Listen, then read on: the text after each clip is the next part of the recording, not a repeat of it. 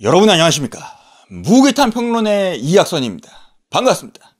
오늘은 삼국지의 주인공 유비가 자신의 허벅지 살이 찐 것을 탄식하고서 그야말로 분연히 다시 떨쳐 일어섰다고 하는 그 비육지탄이라고 하는 고사를 아주 흥미롭게 한번 이야기해 보도록 하겠습니다. 여러분, 이 삼국지의 주인공이 누구입니까? 이 삼국지 연희, 이 삼국지의 주인공이 누구입니까? 이 삼국지에 그야말로 수많은, 그야말로 기라성 같은 반짝반짝거리는 그 수많은 영웅 호걸들이, 그 군웅들이 있었음에도 불구하고 이 삼국지의 주인공은 누가 뭐라고 해도 유비죠. 유비입니다. 단연코 이 삼국지의 주인공은 유비인 것이죠. 왜 유비입니까?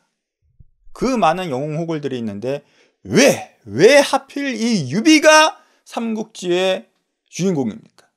바로 이 유비의 인생이 그야말로 로만스, 그렇게 드라마틱한, 누구나 인생을 살면서 부침이 있을 수 있죠. 좀 잘 될 때도 있고 못 될 때도 있고, 심지어는 순간적으로다가 목숨이 그냥 날아갈 뻔하는 그런 위기도 누구나 겪을 수 있습니다.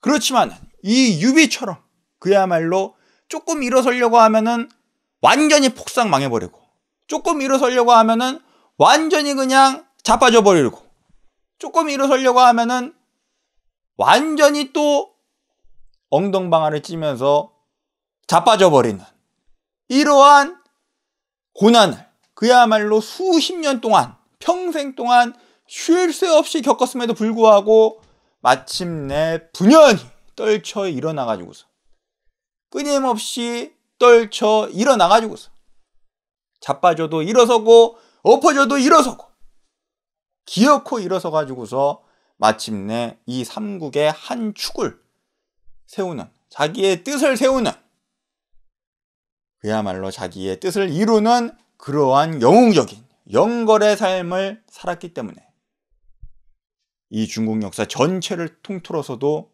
유비 같은 인물이 흔한 건 아니었죠. 그래서 그야말로 이 사람들에게, 대중들에게 사랑받는 그러한 삼국지의 주인공, 이 유비로서 이름을 떨치고 남길 수가 있었던 것입니다. 그런데 그럼에도 불구하고 이 유비가 인간은 인간이었죠. 그 수십 년의 세월 동안, 평생 동안 쉬지 않고서 이 와신 상담하면서 뜻을 위해서 방심하지 않았던 그런 것은 아니었습니다. 이 유비도 인간이었기 때문에 그야말로 인간적인 면모로서 방심했던 순간이 있었던 것이죠. 자기의 뜻이 있었음에도 불구하고 방심하고서 게을러지고 나태했었던 그 시절이 있었던 것이었습니다.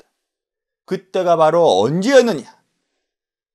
때는 이 유비가 그 종친이었던 유표에게 의탁을 했었던 때였습니다. 그 형주의 유표.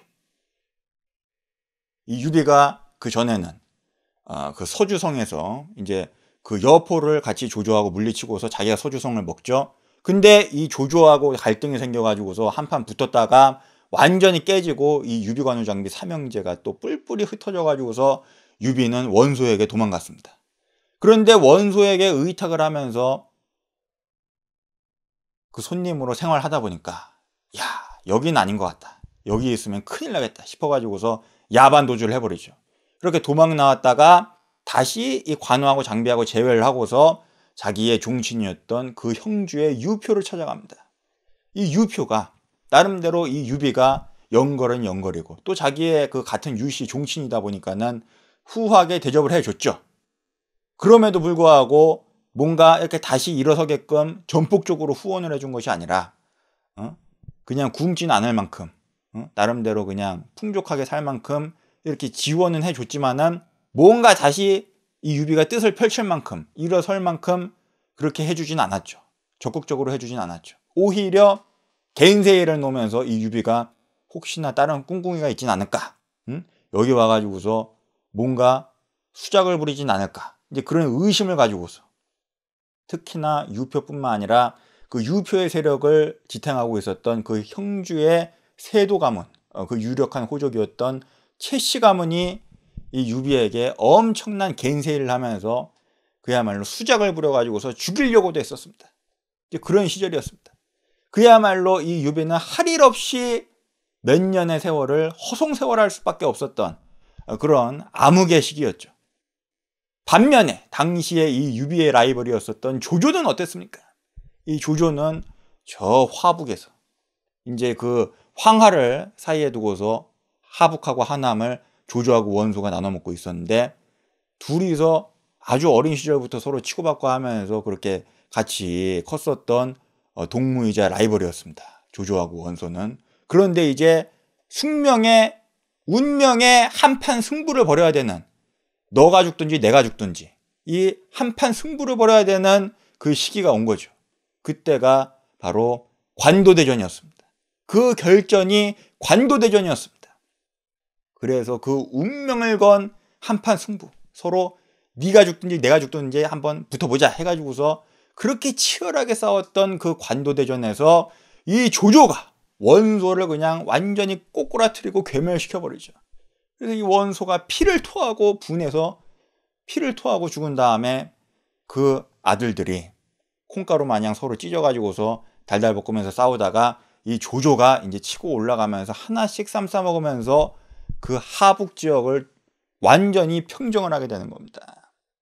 그러면서 이 중원 지역, 당시에 이 중국 역사에서 그 주 무대가 되는 중원 지역, 이 중원 지역만 먹으면은 나머지 땅들은 뭐 그냥 찌끄레기들이니까는 이 중원만 평정하면은 사실상 천하의 주인이 되었다라고 해도 과언이 아닌 이제 그런 상황이었죠. 그야말로 이 조조는 사실상 이 천하 통일을 한 것이나 마찬가지고 나머지 잔불만 어떻게 좀 이렇게 정리하면은 완전히 이 천하를 장악하게 되는 그런 상황, 그 목전에 두고 있는 그 상황까지 간 겁니다. 그야말로 그 기세가 저 중천을 향해서 쳐 올라가는 태양처럼 하이눈, 그야말로 가장 정점을 향해서 치닫고 있었던 그 기세가 정점을 향해서 치솟고 있었던 그 시기였죠.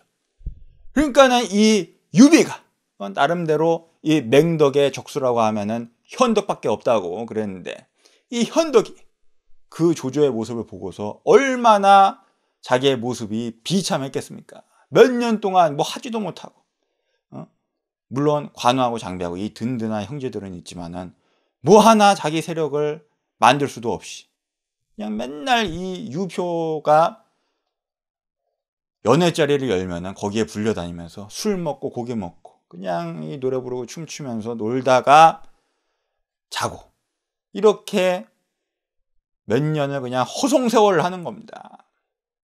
그러다가 이제 어느 날 그날도 이 유비가 이 유표한테 불려가 가지고서 연회자리에서 또 술 먹고 고기 먹고 놀면서 그렇게 시간을 낭비하던 허송세월하던 때였습니다. 그렇게 이제 연애를 즐기고 있는데 갑자기 배에서 신호가 온 거죠.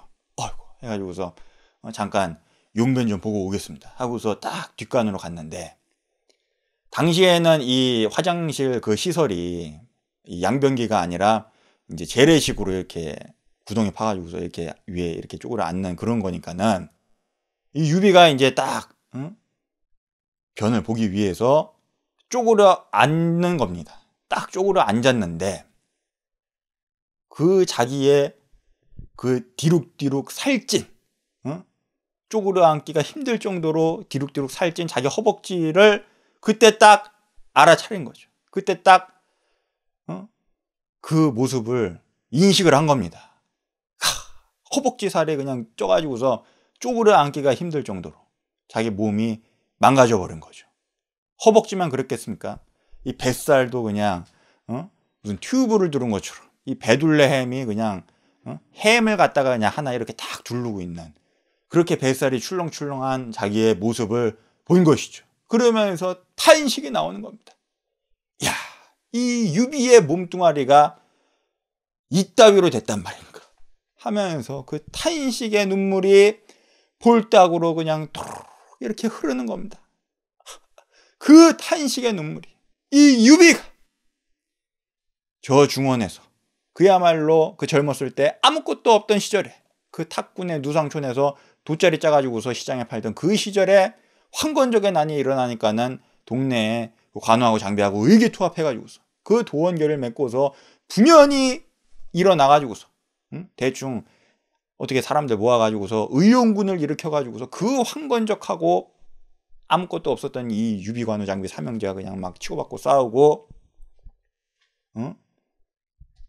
또 이 세력이 없다 보니까 그냥 여기저기 그냥 장돌뱅이처럼 이렇게 돌아다니다가 공손찬 군에 붙어가지고서 반동탁 연합군에 딱 합류해가지고서 그 천하제일의 그 실력을 가진 그 여포하고도 그냥 쨍쨍하면서 이렇게 싸우고 그랬던 이 유비가 지금 저 천하통일을 목전에 두고 있는 저 조조하고도 중원에서 용감하게 한판 붙었었던 이 유비가 이제 나이가 중년이 다 됐는데 아무것도 이룬 것 없이 모든 것을 폭삭 그냥 망해가지고서 잃어버리고서 맨날 그냥 술 먹고 고기 먹고 놀면서 허송세월하면서 이렇게 몸이 폐급이 됐구나. 이렇게 허벅지하고 뱃살이 출렁출렁 뒤룩뒤룩 살이 쪄버렸구나.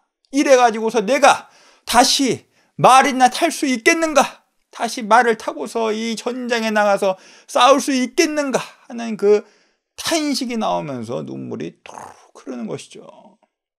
그때 당시만 하더라도 이 유비가 직접 말을 타고서 적진하고 이렇게 그냥 싸우는 그런 무장이었습니다. 그런 무사였는데 이 말을 타가지고서 싸우려면은 따닥따닥따닥 하면서 그냥 적진에 파고 들어가지고서 칼을 휘두르고 창을 그냥 막 찌르면서 싸워야 되는데 이 따닥따닥따닥 하면서 이렇게 튀어가는 이 말 위에서 떨어지지 않으려면은 이 허벅지 가지고서 말등을 그냥 꽉 이렇게 쥐고 있어야 되는 거죠. 허벅지 가지고서 말등을 꽉 쥐고 있어야 그 쏜살같이 날아가는 그 말 위에서 떨어지지 않는 겁니다. 그렇게 파고 들어가지고서 그 위에서 그냥 그 무거운 그 칼과 그냥 창을 휘두르면서 싸우려면은 이 복근하고 허리하고 이 등 근육하고 이 팔 근육 소위 말하는 이 몸의 중심 축에 그 코어 근육이 얼마나 단단해야겠습니까? 그 말 위에서 안 떨어지려고 허벅지를 꽉 쥐고서 그 위에서 이렇게 균형을 잡고 싸우려면은 이 몸이 보통 몸이 아니었어야 되는 것이죠. 이렇게 허벅지에 살이 찌고 몸에 뱃살이 출렁출렁 거려가지고서 어디 그냥 수레나 타고 댕기지 어떻게 말 위에서 타고서 적진에 뛰어들어가지고서 제대로 싸울 수가 있겠습니까? 그러면서 야 이러면 안 되겠다. 탄식의 눈물이 도록 흐르는 겁니다. 그런데 이제 그때만 하더라도 이 어떤 위생 같은 게 이렇게 세안을 깨끗하게 할 수 있었던 그런 시절이 아니었으니까 깨지지 않은 그 볼따구로 딱 이 눈물 자국이 구정물이 이렇게 딱 자국이 남은 거죠. 그래서 이 연회자리로 돌아갔더니 이 유표가 깜짝 놀라가지고서 아니 현덕 볼따구가 왜 그러시오? 혹시 울었소? 하면서 이렇게 물어보니까는 유비가 자초지종을 이렇게 딱 이야기하면서 자기 속마음을 이야기했다고 합니다. 그런데 이 유표도 뭐 자기도 뜻이 없는데 뭐 남의 뜻을 챙겨주겠습니까? 그냥 그 뒤로 뭐 따로 이렇게 도와주지는 않은 걸로 이제 그렇게 나오지만은 이 유비는 이 비육지탄이라고 하는 이날 이후로 그야말로 뜻을 다시 세워가지고서 그야말로 분연히 떨쳐 일어서 가지고서 다시 몸을 단련하고 자기의 뜻을 이루기 위해서 분발하고 정진하는 것이죠. 그래서 이후에 이 유표가 망하고 나서 강동에 손권에게 가가지고서 저 남아하는 조조군하고 싸워야 한다고 싸워서 이길 수 있다고 그렇게 막 선동제를 치면서 마침내 기어코 싸워가지고서 그 조조의 군대를 그냥 격파를 해버리는 겁니다. 격파하고서 이제 저 파촉으로 들어가서 자기의 뜻을 세우는 것이죠. 그야말로 이 삼국지 제일의 연걸로서 그야말로 로마스, 이 삼국의 한 축을 세우는 그러한 영웅적인 삶을 살게 되는 것입니다. 그야말로 연걸 중에 연걸, 삼국지의 주인공은 누가 뭐래도 유비다 라고 할 수 있는 그러한 모습을 보인 것이죠. 여러분, 이 와신상담이라고 하는 거, 자기가 딱 뜻을 세웠는데 그 뜻을 잊지 않고서 그렇게 이루고자 그 모든 고통과 고난을 감수하는 것, 그것도 하루 이틀이죠. 몇 년 하는 거죠. 그 5월 춘추 시절에 오왕부차하고 월왕구천하고, 오왕부차가 자기 아버지 합려 복수를 하겠다고 나무장작 위에서 잠을 자고, 월왕구천이 그 부차한테 당한 치욕을 갖겠다고 방천정 위에다가 쓸개를 매달고서 그거를 개마냥 그냥 핥았다고 하는 그 와신상담, 그 나무장작 위에서 어떻게 편하게 잘 수가 있겠습니까? 단 하루도 편하게 자지를 못하는 거죠. 이 쓸개를, 그 역겨운 쓸개를 매일 핥으면서 어떻게 맛있는 음식이 목구멍으로 들어가고 이 배가 편할 수가 있겠습니까?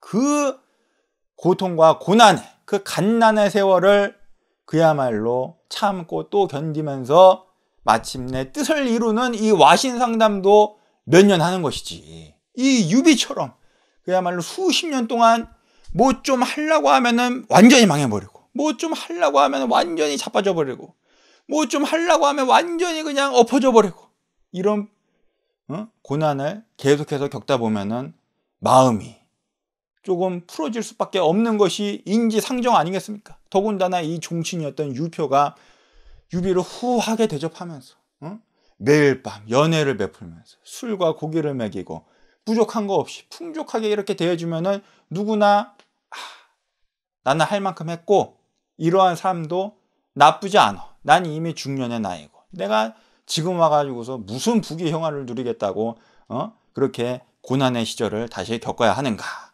Not bad. 난 이렇게 살겠어 하면서 뜻을 내려놓을 수도 있는 것이죠. 그런데 이 유비는 그렇게 하지 않은 것입니다. 자기의 살찐 그 허벅지를 보고서 탄식을 하면서 분연히 다시 떨쳐 일어서 가지고서 마침내 기어코 자신의 뜻을 이룬 것이죠. 이 유비가 그렇게 뜻을 내려놓고 편하게 살겠다고 해가지고서 죽을 때까지 종신으로 편하게 살 수 있었겠습니까? 그것도 아니죠. 이 조조가 탁 군대를 끌고 내려오면은, 야, 현덕, 야, 이 패배자 놈아, 너는 패배자다 하면서 얼마나 무시를 하고 갈구겠습니까? 그러면은 그 뜻을 포기한 유비가 마음 편하게 여생을 보낼 수가 있겠습니까? 또 모르죠. 이 조조가 유비 저놈은 믿을 수가 없는 놈이다 하면서 오자마자 그냥 그 살찐, 뒤룩뒤룩 살찐 유비를 그냥 바로 도축을 하고 도살을 할 수도 있겠죠. 그런 것입니다. 그야말로 이 유비는 누가 뭐래도 삼국지의 주인공, 연걸 중에 연걸이었기 때문에 그 안락하고 편안한 길을 선택한 것이 아니라 자신의 뜻을 다시 세우기 위해서 그 뒤룩뒤룩 살찐 자신의 모습을 보고서 탄식을 하고서 분연히 다시 떨쳐 일어선 것이죠. 여러분, 이 젊은 사람이 살이 찌면 안 되는 것입니다. 살이 쪄가지고서 고혈당, 고혈압, 고지혈증, 이 피가 그냥 죽처럼 그냥 끈적끈적해져가지고서 탁해지면서 이렇게 하면서 혈관이 망가지고 혈관이 탄력을 잃고 딱딱하게 경화가 되는 겁니다. 그러면 이 혈관이 뻗쳐있는 장기도 망가지고, 장기가 망가지면은 몸이 망가진다고 그렇게 보면 되는 것이죠. 이렇게 몸이 망가져가지고서 어떻게 뜻을 이룰 수가 있겠습니까? 뜻을 이루려면은 이 몸부터 탄력 있는 몸이 돼야 하는 것이죠. 여러분, 이 유비처럼 만약에 자신의 게을러진 모습을 알아차리셨다면, 인식했다면, 자기의 뜻을 내려놓는 그러한 자기의 모습을 보셨다면 분연히 떨쳐 일어납시다. 탄식을 하고서 분연히 떨쳐 일어서 가지고서 이 유비처럼 자신의 뜻을 기어코 이루는 영걸의 삶을 본받읍시다. 이 유비의 비육짓한 고사를 이야기해 보았습니다. 자신의 허벅지 살이 찐 것을 보고서 탄식을 했다고 하는, 그러면서 분연히 다시 일어섰다고 하는 이 유비의 이야기를 해보았습니다. 시청해주신 여러분 대단히 감사합니다. 지금까지 무기탄 평론의 이학선이었습니다. 감사합니다.